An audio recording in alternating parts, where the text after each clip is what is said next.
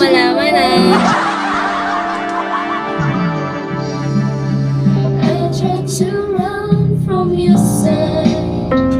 Hindi mo muna ako 50.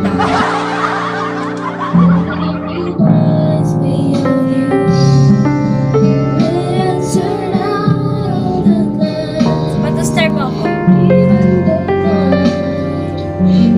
Halata mo sa tao pag nag-skincare guys. Kita niyo yung face ko. Kapag kumikintat, ganyan. Imagine mo. Ganyan, yan. Dapat pinapatustar mo.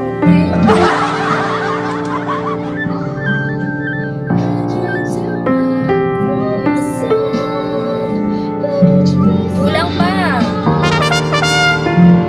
Hindi ko sasabihin. Baka nagnatin ka niya na. Patustar mo na ako.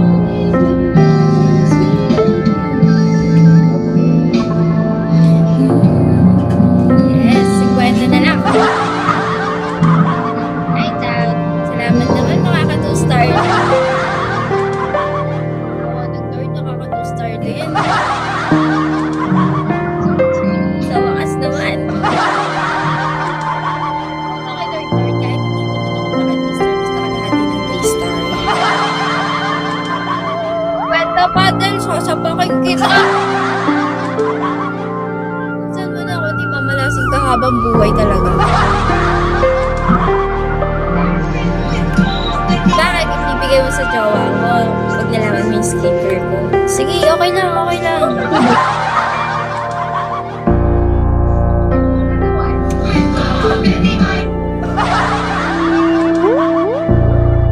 Gusto mong gumanda yung jowa mo? Bibili ka na. Ay, sus.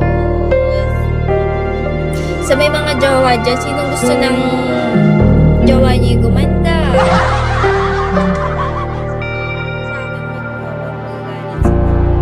Oh, feeling virgin ka na naman ah.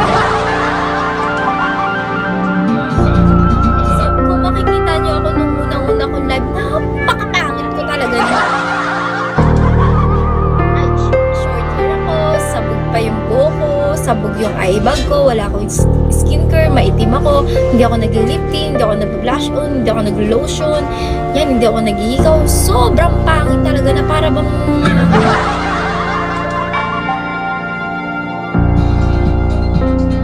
siguro yung pagpapaganda, unahin mo na, endorse mo na yung skincare mo, best malay mo, dyan ka na yan. Bigyan mo muna